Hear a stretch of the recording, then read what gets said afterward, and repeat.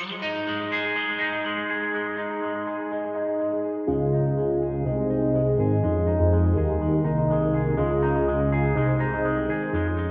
tout le monde, bienvenue au 39e épisode du podcast Courageusement Humain. J'étais avec un ami, un gars avec lequel on a échangé à quelques reprises. On a même failli faire certains projets ensemble. Toutes les deux, on s'est promis qu'un jour, ça allait se matérialiser. J'étais avec Yoann Gauthier. Yoann, bonjour mon ami, comment tu vas? Allô, cher Ghislain, merci à toi, puis merci à ta communauté. Écoute, c'est une super belle opportunité, je l'accueille. Les bras et le cœur grand ouverts. Génial. Euh, comment se passe le temps de ce temps-là? Plusieurs mois en confinement.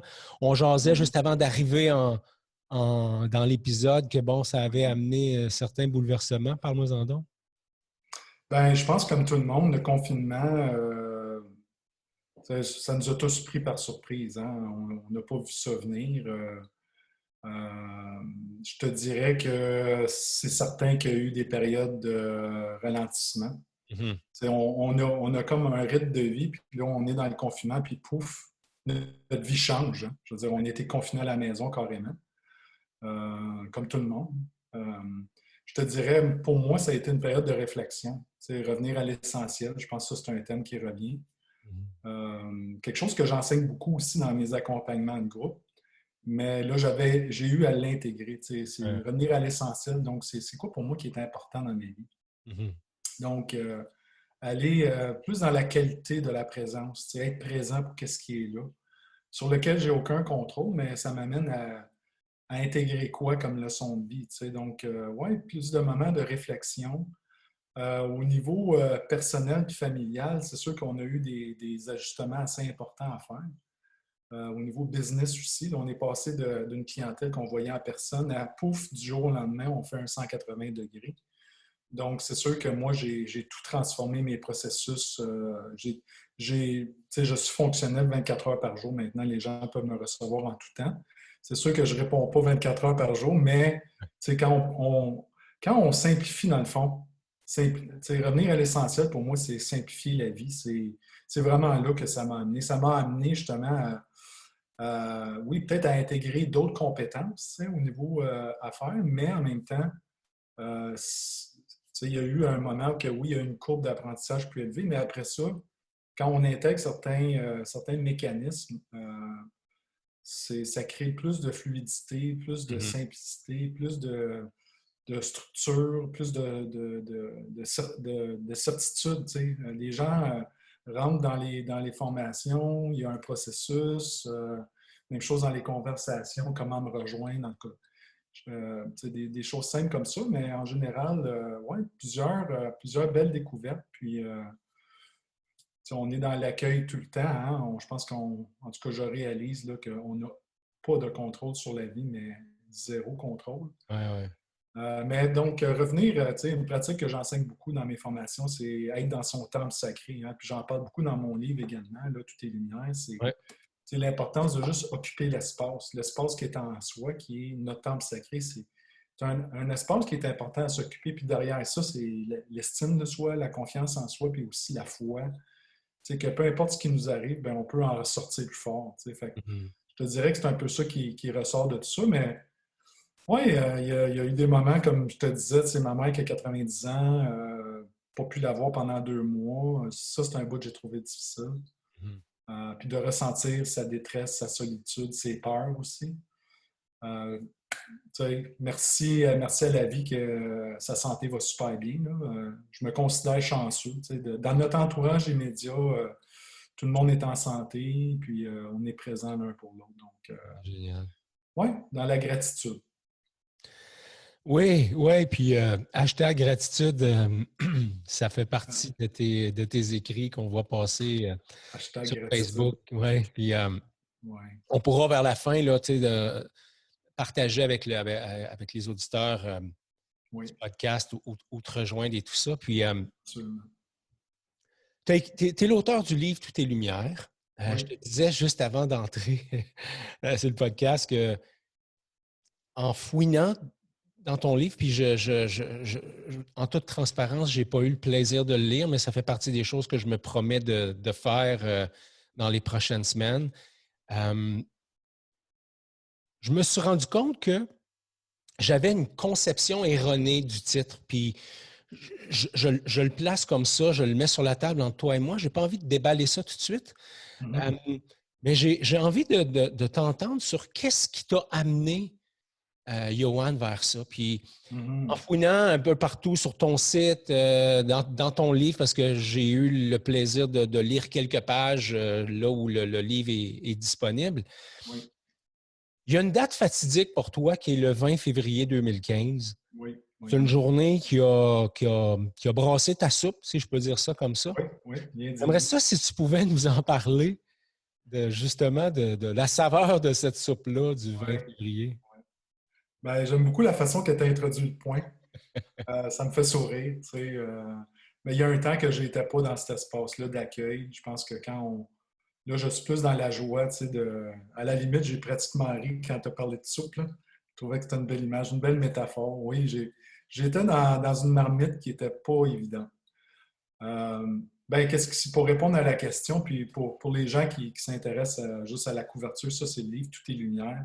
33 jours pour éveiller votre plein potentiel, vivre en pleine cohérence. Donc, je vais répondre à ta question, puis après ça, je vais faire le lien avec le titre, certainement. Puis, dans le fond, le message qui est derrière, qui est le Mm. message fondamental là, du livre. Ben, le 20 février 2015, je remettais ma démission officiellement du gouvernement du Canada après une carrière de 17 ans. Puis, j'en parle beaucoup dans le livre de ça, tu sais, en disant que puis il faut dire que quand j'ai écrit le livre, j'ai fait publier le livre en 2018, en septembre 2018. Donc, c'est sûr que dans le processus d'écriture, j'ai réalisé quel beau cadeau que je m'offrais de quitter le gouvernement. J'ai remis ma démission sur une base volontaire. Après avoir vécu un épuisement professionnel majeur, puis après avoir eu des pensées suicidaires. Les dernières années au gouvernement, c'était un contexte de coupure très difficile, coupure budgétaire, coupure de poste. Donc, le sentiment d'être pris dans un étau, de ne pas être libre, d'être moi-même, de ne pas être libre, de pouvoir faire ce que je veux. T'sais. Donc, la vie, c'est des cycles. Hein? Là, je traversais un cycle que j'étais plus dans le fond d'une marmite. Là. Puis là, je n'avais pas les outils pour gérer tout ça au niveau émotionnel, gestion du stress, gestion du changement, gestion des relations, juste gestion de moi-même. Puis, après 6 mois ou 7 mois de congé de maladie, j'ai décidé, puis j'ai eu beaucoup de temps là, à réfléchir durant cette période-là, puis j'ai décidé que c'était le temps pour moi de passer à autre chose. Mm-hmm. Donc, tout est lumière pour moi, c'est de réaliser que derrière toutes les épreuves qu'on vit dans la vie, il y a toujours des trésors de bénédiction. Mm-hmm. Mais pour découvrir ces trésors-là, il faut s'autoriser à nommer ce qu'on vit, puis de réaliser qu'il n'y a rien qui arrive pour rien dans la vie. Tout a sa raison d'être. Donc, pour moi, pendant ce processus de 17 ans de carrière, j'ai été extrêmement choyé. J'ai eu une très belle carrière. Sérieusement, j'ai vécu des expériences, puis il y a peut-être des gens qui vont écouter ceci, qui vont se reconnaître, ou même qui me connaissent, ou peu importe, que j'ai déjà côtoyé, peu importe, mais oui, j'ai eu de très beaux moments. Puis en même temps, comme la vie, c'est jamais tout va tout le temps très bien. Il y a des moments qu'on tombe. Comme je dis souvent, tomber, c'est humain. Mais c'est de la façon qu'on se relève après que là, c'est l'appel d'être la plus grande version de soi-même. Donc pour moi, l'appel de cœur, l'appel d'âme que j'avais à vivre à ce moment-là, c'est que je devais quitter parce que ça ne correspondait plus à ma mission de vie. Donc, dans Toutes les lumières, justement derrière le titre, de dire bien, Toutes les lumières, c'est même derrière ce que vous percevez comme étant des expériences difficiles ou des problèmes, il y a des opportunités. Il y a un cadeau mal emballé que vous pouvez consciemment bien déballer lorsque vous prenez le temps de voir puis de ressentir, d'aller dans votre cœur puis de dire Il n'y a rien qui arrive pour rien. J'avais à vivre ça. Euh, Souvent, ce qui se produit, on est au centre de tout ça. Puis j'étais beaucoup dans un espace que je blâmais les autres, blâmais les circonstances, critiquais. Donc, je ne me responsabilisais pas. Si j'avais été davantage dans cet espace-là, est-ce que j'aurais quitté le gouvernement? Peut-être que non. Mais à ce moment-là, c'est ça que je vivais. Puis aujourd'hui, je suis mieux placé, après avoir fait une formation en coaching professionnel intégral à Washington, pour dire, ben, je ne suis pas parfait, je suis un humain parfaitement imparfait, mais je suis mieux outillé Mhm. pour me voir, je me connais mieux, j'ai le sentiment d'être plus libre, puis je sais qu'est-ce qui contribue à me rendre moins libre, puis moins dans mon énergie à moi. Puis c'est des choses que j'enseigne aussi aux autres pour que quand on se choisit consciemment, puis qu'on fait des choix conscients et éveillés, intentionnels, bien là, on est davantage dans ce qui nous fait vibrer, qu'est-ce qui nous rend libre. Puis aussi, bien, il y a une mission de vie puis une vocation de vie qui s'ouvre là à nous. Parce qu'on n'est pas juste là pour payer des factures, comme je dis, payer des factures, sortir des ordures. Il y a quelque chose de plus grand qui pousse en nous. Puis en même temps, ça n'a pas besoin d'être des grands projets. Ça peut être des choses toutes simples également. Mais juste être présent au quotidien, c'est déjà beaucoup. Mais moi, c'est ça que j'avais à vivre sur mon chemin de vie. Puis c'est important de ne pas avoir de regrets. Je ne regrette pas d'avoir quitté le gouvernement. Ça faisait partie des choix conscients que je devais faire dans ma présente vie. Puis pour m'amener davantage là où je suis rendu, qui est plus être au service des autres, aider les gens à s'affranchir, à devenir leur propre créateur. Donc, Mhm. c'est plus dans ça que je suis maintenant. Ouais, c'est génial. Puis, ce que j'entends, c'est pas justement, c'est pas l'amertume d'un gars frustré, c'est plus la joie même, la gratitude d'un gars qui fait comme OK, voici le chemin et voici en même temps tous les cadeaux. Puis ça, on en a parlé à maintes reprises, des cadeaux qui se cachent dans maintes situations. Dans ton livre, tu fais référence à ton premier guide spirituel. Mm-hmm. J'aimerais ça que tu nous en parles parce que euh, je, moi, je n'ai pas ce genre de relation-là avec mon père. Mm-hmm. Puis mon père, c'est un homme incroyable et je lui reconnais un paquet de belles choses. Euh, mais je n'ai jamais mentionné au sujet de mon père que c'était mon guide spirituel. J'avoue que j'aurais aimé. Alors, si tu nous parlais de comment ça s'est passé, puis qu'est-ce qui fait que tu l'appelles de cette façon-là? Ben oui, ben merci pour le lien que tu me permets de faire, dans le fond, parce que c'est sûr que, je te dirais, avant de répondre directement à la question, je te dirais que pour moi, il n'y a pas de rencontre.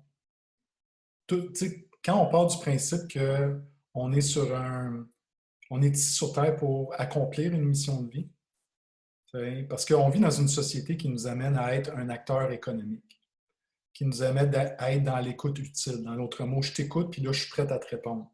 Mais quand on est plus dans je ne suis pas juste un acteur économique qui achète des biens et consomme des services, mais je suis plus ici pour vivre des expériences, que je suis plus ici pour être dans l'écoute réelle, qui est je t'écoute, je reçois ce que tu me dis, puis après ça, j'intègre, puis là, je réponds avec mon cœur.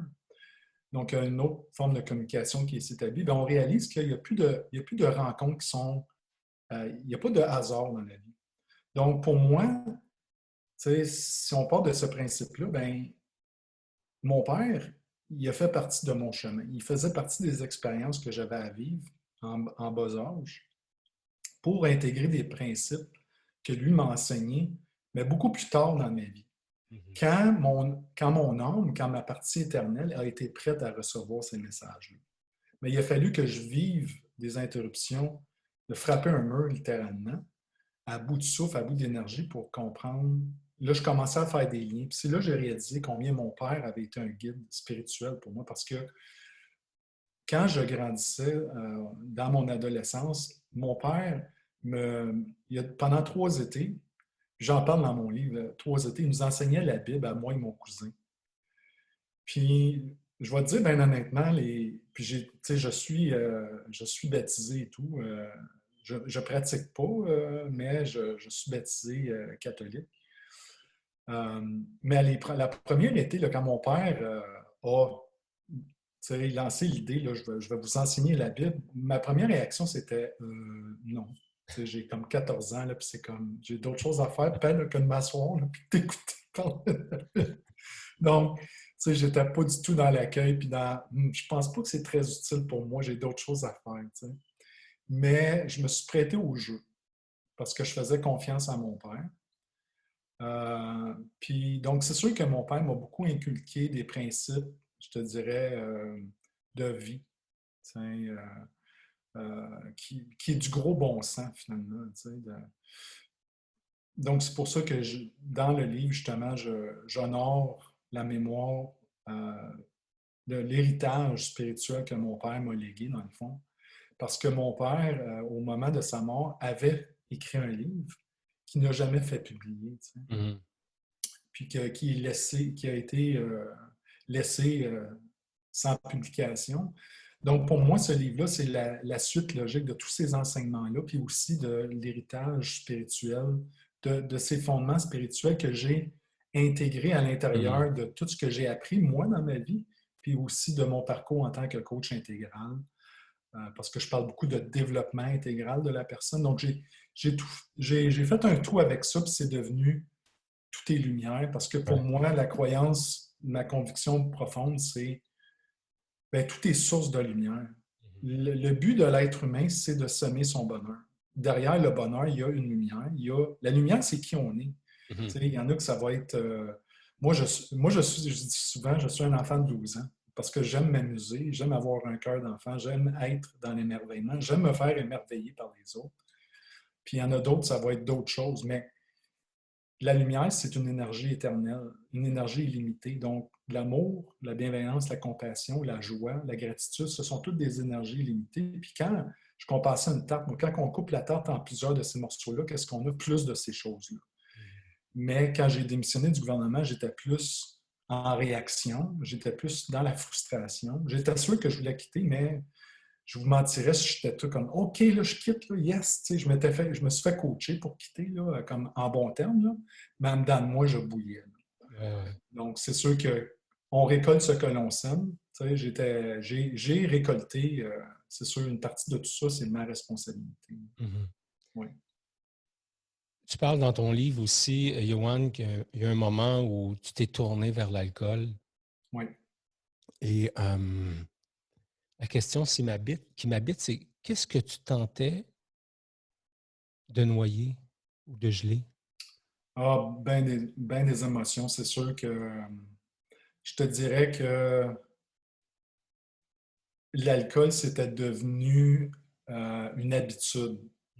Je te dirais, dans les 2 dernières années au travail, c'était d'abord, les semaines, c'était 70-80 heures semaine, beaucoup de temps supplémentaire, travail de la fin de semaine aussi. Le travail, il faisait partie omniprésence de ma conscience en tout temps. Je ne peux pas dire consciemment qu'il y avait un moment de répit. Le seul moment que je relaxais, c'est quand je me versais un verre de vin puis je buvais. Puis c'était un réflexe quotidien. J'arrivais du travail, je m'offrais un verre. T'sais. Puis c'était comme une récompense. T'sais. Mais quand on boit tous les jours, il y a un problème. Mais je me négligeais beaucoup au niveau émotionnel. Je fuyais, j'étais dans le déni. Mm-hmm. Puis j'en parle dans le livre aussi, dans le sens qu'il a fallu que je me mette une cape de James Bond pour faire face à la musique. J'étais beaucoup dans mon énergie guerrière, comme amenant des défis. Il y avait une partie de moi aussi qui était, j'ai relevé n'importe quoi sur les lieux de travail. J'ai toujours eu j'ai performé à haut niveau, j'ai eu beaucoup de prix d'excellence. Donc ça m'a amené dans une zone de performance à n'importe quel prix. Mm-hmm. Au prix de négliger mes besoins, puis au prix de ne pas ressentir mes émotions. Surtout les émotions les plus lourdes, comme étant, quand je suis frustré présentement, il y a des choses que je ne suis pas capable de dire, ou quand je le dis, ben, on ne m'écoute pas, je n'ai pas le sentiment d'être reçu, Mm-hmm. je n'ai pas le sentiment que je peux être un être humain. Donc, c'est de la fuite. C'est sûr que je fuyais ouvertement, mais à ce moment-là, je ne le voyais pas. Parce que l'alcool m'amenait dans... l'alcool, c'est un stimulant. Hein. Mhm. Donc, c'est sûr que tu connais un high, puis après ça, tu crashes. Mais quand tu bois continuellement de l'alcool, ben, tu es tout le temps sur un high. Tu sais. Fait que tu en prends plus, mais le corps humain a besoin de ressourcement, a besoin de recharger sa batterie. Donc, à un moment donné, j'ai connu des crashs, mais je n'ai pas vu des signes avant-coureurs. Donc, tu sais, avant de connaître le gros crash, le mur que j'ai frappé en septembre 2014, il y a eu des signes avant-coureurs. Puis j'en parle dans la livre aussi. Donc, l'invitation aussi, c'est soyez à l'écoute de votre corps. Si votre corps vous lance des signes, c'est parce qu'il y a eu de la négligence au niveau mental et émotionnel. Je négligeais mes besoins à ce niveau-là. Je faisais semblant que tout allait bien. Je paraissais bien. J'étais tout le temps en complet veston-cravate. Puis, puis je veux dire, j'avais des vêtements dernier cri continuellement. J'aimais être bien habillé, puis c'est bien de bien s'habiller aussi, mais c'était une façon aussi de masquer Mhm. ma douleur. Puis on est aussi dans des rôles qui nous enferment, comme je ne peux pas en parler à mes amis parce qu'ils vont me juger, je ne peux pas en parler à mes boss parce qu'ils vont me juger, je ne peux pas en parler à mes employés, je ne peux pas en parler à ma conjointe, je ne peux pas en parler à ma mère. Tu te reviens que tu es tout seul. Puis là, quand tu t'en vas voir ton psychologue ou ton thérapeute, ben il fait juste t'écouter. OK, c'est comme, peux-tu me donner des pistes, là, tu sais? Fait Mhm. que ça, c'est une des raisons aussi que je suis allé chercher une formation en coaching, parce que quand les gens viennent vers moi, je les écoute, mais également, je les amène dans l'action. Mhm. Parce que souvent, puis je ne suis pas en train de critiquer ou de porter un jugement sur des formes de thérapie. Il y en a pour tout le monde, mais moi, j'avais besoin de plus que quelqu'un m'écoute. J'avais besoin de. Peux-tu m'amener des solutions? Mhm. J'en avais pas. J'étais à bout de souffle. Ouais. Ouais, puis Ouais. déjà, tu sais, quand on est face à un individu dont le profil, c'est la performance, c'est les résultats, c'est de faire avancer les équipes, les projets, etc. Exact. Arriver dans un espace où il n'y a pas de solution, il y a de la frustration, c'est encore plus frustrant. Tu sais, je veux dire, Exact. fait Exact. que je te reçois très bien là-dedans. Je Ça pense veut que dire que l'efficacité, crime, ça. ouais. Ça veut Oui. dire que si je t'avais interviewé en 2015, là, je ferais pu t'avoir en habit cravate aujourd'hui. Oh oui. J'ai changé le tout. C'est bien ça. Je l'aime bien, le Ça coûte Johan moins cher à laver. des contracts. Tu as effleuré le sujet, mais tu, tu, tu nous dis dans le livre que tu as fonctionné pendant un bon bout de temps en mode général guerrier. Oui. Oui. Et tu nous parles aussi à un autre moment du guide bienveillant. Oui. Ça m'a laissé sous-entendre, puis là, je suis peut-être dans le champ, mais qu'il y a probablement différents archétypes comme ça auxquels tu fais référence. Mhm. Et si tu pouvais peut-être nous embrosser un portrait rapidos. Oui, oui. Ben, merci pour l'opportunité que tu m'offres. Puis en coaching intégral, on fonctionne beaucoup avec les métaphores. Parce que les métaphores, ça permet de mettre de la lumière sur ce qu'on vit, puis aussi d'offrir un espoir qu'il y a quelque chose de mieux qui est enfoui en nous, dans le fond, dans chacun de nous. Tu sais. Donc, la métaphore du général guerrier, dans le fond, c'est... Le général, c'est l'ego. C'est l'image de l'ego ici. Donc, le général a besoin d'être en charge, le général a toujours raison. L'ego a toujours raison. Puis le but du général guerrier, c'est de nous permettre de survivre. Hein, parce que le premier niveau de conscience de l'être humain, puis c'est drôle que tu en discutes parce que justement, dans une des formations que je donne, on parle beaucoup de l'ego. Puis le discours, c'est bon l'ego. L'ego peut être notre meilleur ami comme notre pire ennemi. Mhm. Puis c'est important de faire la distinction comme je veux dire, l'humanité, avec un grand H, on est arrivé où ce qu'on est aujourd'hui parce qu'on est la meilleure version de l'espèce humaine parce qu'on a survécu. Donc, ça, c'est l'énergie guerrière en nous. Mais quand l'énergie guerrière est utilisée à mauvais escient, c'est là qu'on devient notre pire ennemi. Mhm. Donc, souvent, les événements extérieurs, c'est pas ça qui vient plus nous bousculer, c'est la façon qu'on réagit. Puis quand on est dans l'excès d'énergie guerrière, c'est quand l'ego prend le dessus puis il n'y a plus de place pour le cœur. Donc, dans mon cas, c'était j'avais toujours raison. Je je n'étais pas à l'écoute de mes besoins et je n'étais pas à l'écoute des autres. Ou quand les autres me parlaient, je cherchais constamment à leur donner ma version de l'histoire. Puis j'étais payé aussi pour donner des conseils. Mhm. Donc, ma job, c'était de défaire les arguments de tout le monde. Mais quand tu deviens ligoté dans cette façon de penser-là, puis dans cette façon d'être, ben, tu deviens ton meilleur prisonnier. Mais tu ne le sais pas, parce que tu es à la fois récompensé pour donner des arguments, puis en même temps, ces arguments-là viennent qu'à te nuire au niveau personnel. Fait que c'est ça Mhm. que ça avait créé. Le gardien bienveillant, c'est la partie, l'être humain, l'être humain est naturellement doté d'une bonté naturelle. On est naturellement bon. On est naturellement doté de bienveillance. Puis la bienveillance, c'est l'amour, puis la compassion. La compassion, c'est juste de se recevoir, de se reconnaître. OK, là, je me sens comme ça. Puis aussi de faire preuve de compassion à l'égard des autres. T'sais, on n'a pas idée de ce que les autres vivent. Mhm. Alors, qui suis-je, moi, pour juger que je suis meilleur qu'une autre, que l'autre personne devrait faire telle affaire? Mhm. Donc, ça, c'est faire preuve de compassion. C'est juste, je ne suis pas dans la performance. L'autre personne a le droit d'être un être humain. On est courageusement humain, comme tu dirais. Hein? Ouais. Regarde, sois qui tu es, puis là, tu es comme ça, puis c'est correct. Puis l'amour, c'est comme, pour moi, la valeur centrale de... C'est la raison d'être, pourquoi est-ce qu'on est sur Terre, à mon avis, c'est de s'aimer soi, puis de protéger l'amour, puis de le recevoir, puis de le donner aux autres également. Donc, le gardien, le général guerrier, ça représentait, pour moi, ça représentait mes meilleurs côtés lorsque je performais.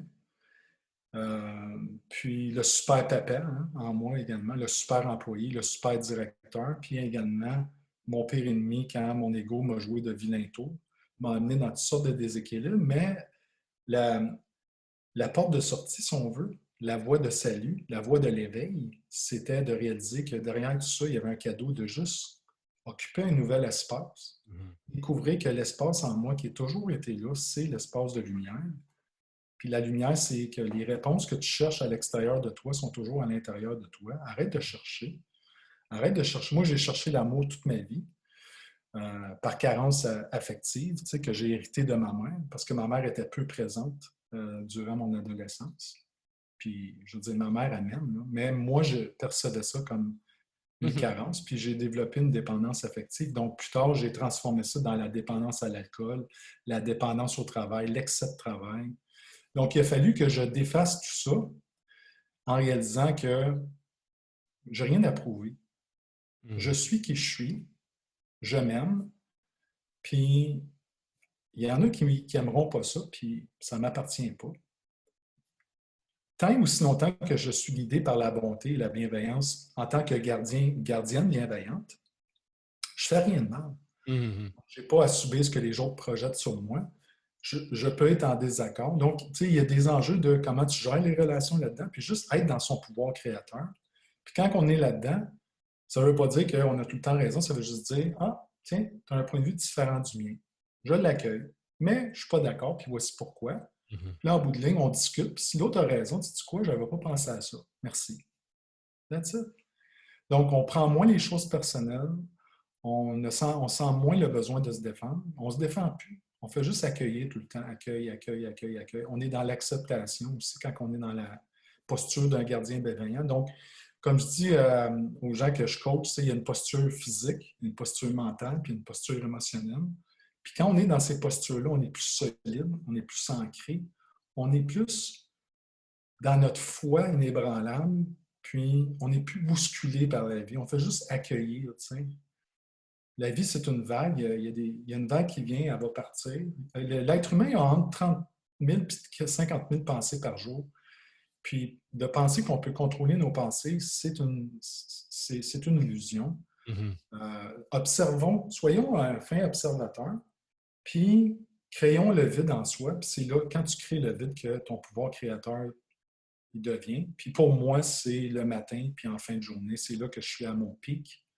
Puis entre les deux, ben, je fais juste accueillir. Je n'ai pas toujours le contrôle. Puis des fois, j'obtiens des belles invitations, comme tu m'as envoyé, puis je les accueille. Ouais, c'est génial.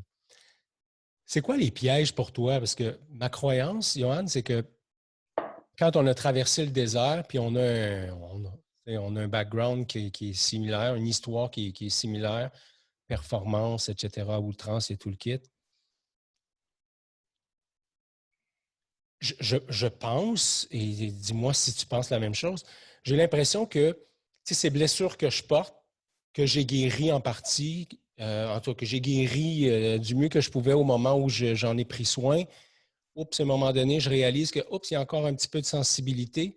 Il y a des pièges dans lesquels je suis, entre guillemets, sensible de retomber ou de la noirceur dans lequel, si je reprends le titre de ton livre, c'est comme je peux retomber dans des espaces de noirceur où j'oublie que c'est aussi un espace pour refaire jaillir ma lumière. Quels sont ces espaces de noirceur-là pour toi? Mais merci pour la question. Je pense qu'il y a, ce que j'enseigne aux personnes que je coach encore une fois, puis à titre personnel, tout ça, c'est basé, c'est sûr, sur une bonne connaissance de soi. C'est important de bien se connaître. Moi, comme j'aime à dire, on peut faire une centaine de voyages à l'étranger dans une vie, mais quand on voyage au cœur de soi une seule fois pour vrai, tous les autres voyages vont prendre une signification incroyable. Parce que là, on va être présent et éveillé. On va voir avec de nouveaux yeux. Donc, tu sais, je pense, je commencerai en disant ceci. Euh, L'ego, va nous confiner à vivre en mode survie. Hein? Donc, tous les pièges de nos personnalités, on va les appeler de même, qui sont associés aux différents visages de l'ego, pour moi, sont liés au fait que l'ego va nous confiner à vivre à un niveau de conscience qui est en mode survie. Puis comme je disais tout à l'heure, il y a un bon côté à ça, puis il y a un mauvais. Donc, il ne faut pas jeter tout le bébé puis l'eau du bain avec. Il faut reconnaître que, parce qu'il y a bien du monde qui viennent vers moi qui me disent, Johan, je veux m'élever en conscience, je veux être plus dans ma lumière, je veux faire disparaître mon ego. Puis la première chose que je leur dis, c'est comme les pensées. Essayez pas de détruire l'ego. On a besoin de l'ego. Il faut reconnaître qu'il y a des parties de l'ego qui nous ont permis d'exister et de venir jusqu'au 21e siècle. Puis ça, c'est l'instinct de survie, c'est notre énergie vitale profonde. C'est quand il y a une poussée d'adrénaline face à un danger qui est imminent ou réel, si il y a une réelle peur de mourir, on a besoin de l'ego dans ce temps-là. Mais quand on tombe en déséquilibre, donc les signes pour moi, c'est mettons que, en état d'éveil, là, on se pose des questions. On vit des expériences. Donc, si on regarde l'inverse, c'est plus on vit des expériences, on a besoin de vivre des expériences pour grandir. L'ego, lui, n'aime pas vivre des expériences. L'ego, il préfère rester où ce qui est, rester dans le statu quo, s'isoler, ne pas trop se poser de questions. Puis à un moment donné, quand on se pose des questions qui vont toucher une corde sensible, ben c'est là que l'ego va te dire, il va t'envoyer des messages en disant, OK, là c'est inconfortable. Là. Puis là, le réflexe naturel, c'est on va fuir. L'être humain a tendance à fuir. Quand on touche des autres sensibles, ben l'ego va nous dire, tu dois te protéger. Il y a comme une menace. Là. Sors tes gants de boxe. Ça va faire mal, j'aime pas ça. Fait que là, tu dois te protéger. Donc, n'importe quand qu'on vit une situation inconfortable, puis je ne suis pas en train de dire que si vous n'aimez pas ça, vous devez quand même la vivre. On a tous le droit de dire non, pas en ce moment. On a toujours le choix. Mais ce que je dis à mes clients, c'est faites-le pas en réaction. Parce que si vous le faites en réaction, c'est parce que il faut regarder quel besoin ça vient satisfaire quand je vis telle expérience. Si tu ne peux pas répondre à la question, c'est parce que, OK, peut-être que c'est.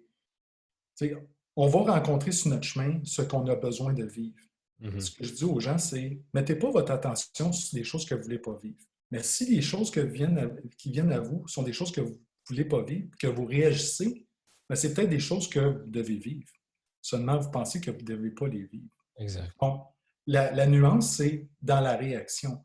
S'il y a un excès émotionnel, donc une vive colère qui vient, des mots, si on est démesuré dans notre façon de parler, ou si on va à l'autre extrême, puis on refoule notre colère, on refoule les émotions. Donc, juste vous autoriser à être, puis à nommer ce qui est là, puis à gérer l'inconfort. Puis si vous êtes en présence de d'autres personnes, ben c'est correct de dire, là, sais-tu quoi, présentement? Tu m'as dit quelque chose qui me touche. Mais blâmez pas l'autre personne, critiquez-la pas. Là, je me sens pas bien. Parlez au jeu.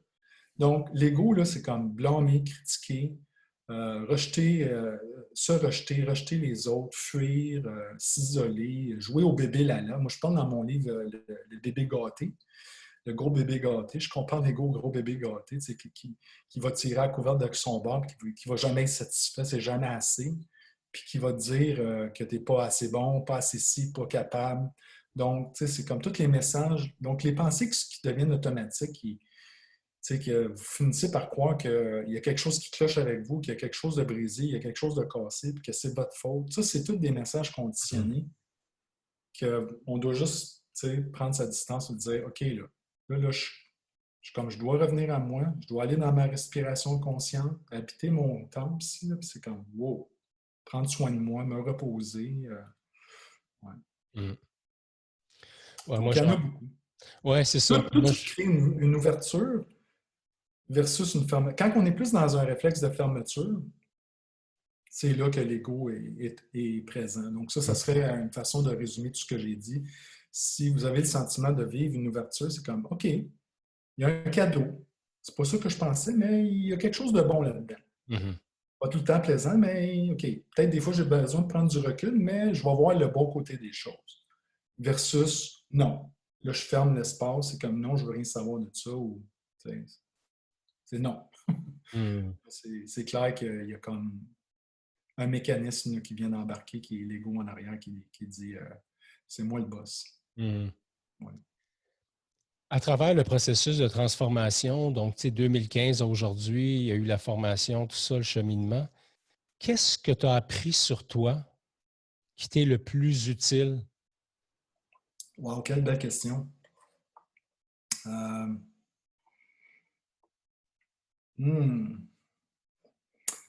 Qu'est-ce que j'ai appris sur moi? Je te dirais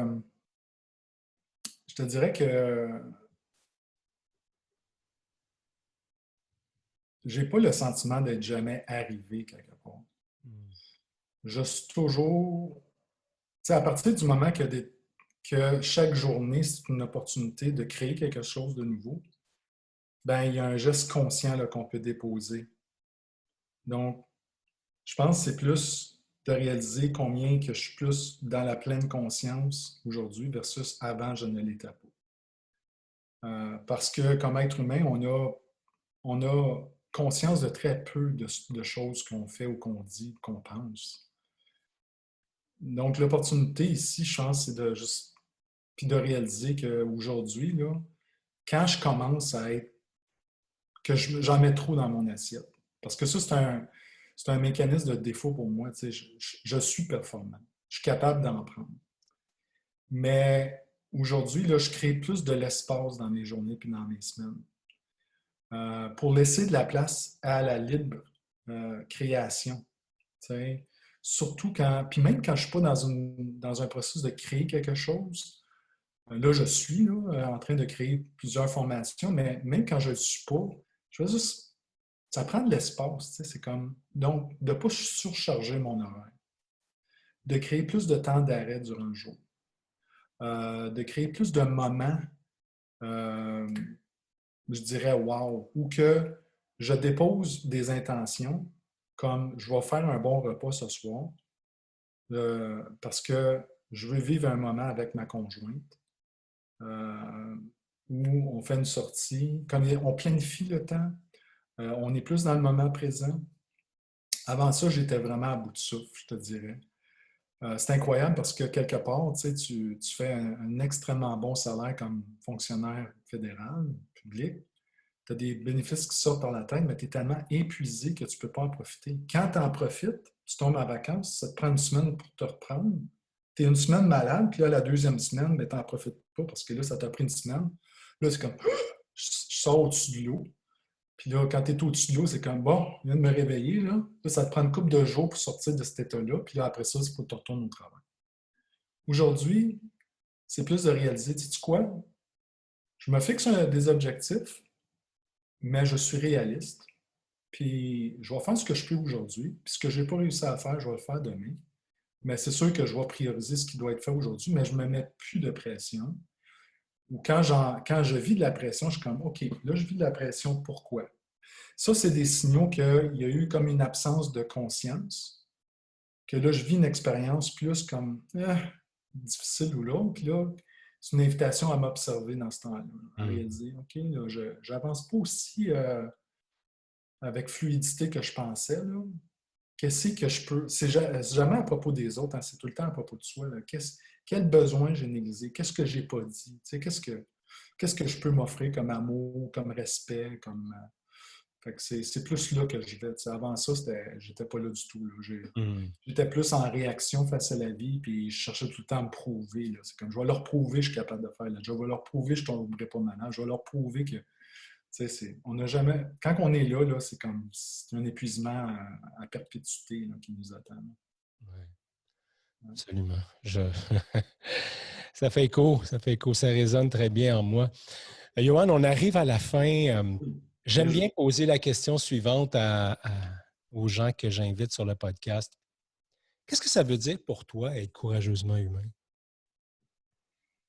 Ben, j'aimerais d'abord te dire merci pour ce bel échange, puis ça a passé tellement vite. C'est un bel exemple de. C'est facile de créer avec toi. Donc, c'est là qu'on veut être. On veut être dans la fluidité, dans la simplicité, dans des discussions de cœur à cœur, dans des ouvertures. Puis, qu'est-ce que ça veut dire pour moi être courageusement humain? C'est juste s'autoriser à être soi-même. Point final. Puis derrière ça, c'est aussi de réaliser, ben, quand je ne suis pas moi-même, qu'est-ce qui se produit? Ben, je ne suis pas libre. Je crée mes propres obstacles. Je m'imagine des scénarios. Je suis mon pire ennemi.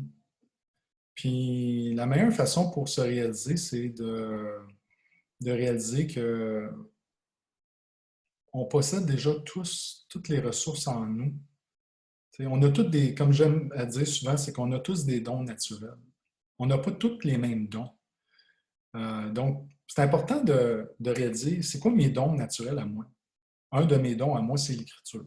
J'adore écrire. J'ai écrit un livre, j'en ai un deuxième qui est en cours en écriture. Puis, j'aide les autres personnes aussi à écrire. Donc, il y a des groupes d'accompagnement que je vais partir plus tard cette année où que je vais accompagner des gens qui veulent écrire leur premier livre. Donc, l'écriture, pour moi, la communication, c'est vraiment, ça fait partie de mes dons naturels. Un autre, c'est accompagner les gens pour que les gens puissent se réaliser pleinement. Donc, c'est pour ça que j'ai écrit ce livre-là. Ça fait partie de mon chemin à moi. Donc, être courageusement humain, c'est de réaliser, vous êtes ici pour une raison. Soyez fiers de vous-même, puis autorisez-vous à être un être humain parfaitement imparfait. Puis, je veux dire, souvent on me pose la question, Yoann, comment je fais pour obtenir telle affaire, faire telle chose? Il n'y a pas de bon ou de mauvais chemin. L'important, c'est faites un pas. Après ça, un deuxième, un troisième, un quatrième. Souvent, là où j'étais avant, je me croyais courageux.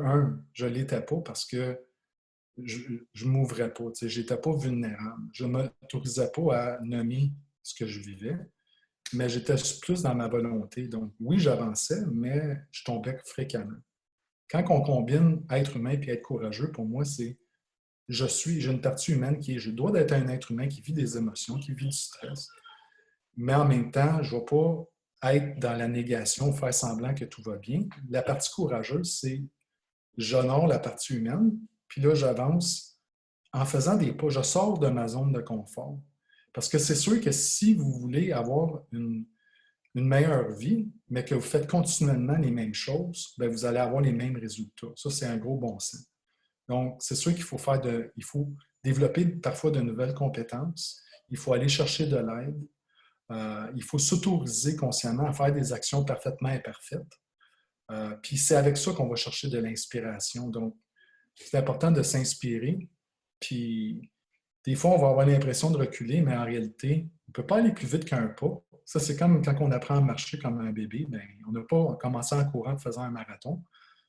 Puis quand on apprend, l'apprentissage, c'est un pas à la fois. Donc, c'est ce que je dis souvent à mes clients.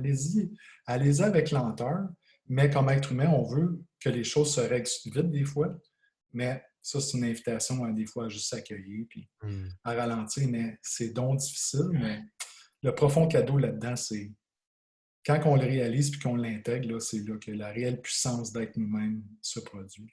Mhm. Si les gens voulaient te suivre, Oui. communiquer avec toi, te contacter, c'est quoi le meilleur moyen? Ben, merci, Les meilleurs Ghislain. moyens. Je dirais toutestlumière.com. OK. Toutestlumière.com. Vous allez aller sur mon site web.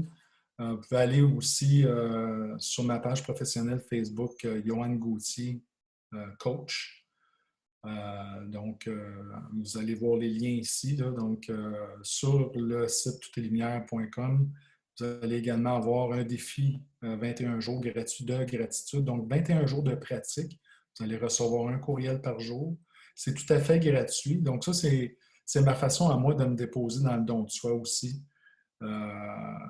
Puis, je veux dire, c'est des outils qui sont disponibles aux gens qui veulent nourrir davantage de gratitude. Pour moi, la gratitude, c'est tellement une énergie qui est très puissante à intégrer au quotidien. Puis, quand on est dans la gratitude, tout à sa raison d'être, c'est pas qu'il n'y a plus de problème, mais on voit plus les opportunités, puis on voit plus les cadeaux que la vie nous présente, puis on est plus dans la conscience, puis dans la présence, puis on crée notre vie. Génial.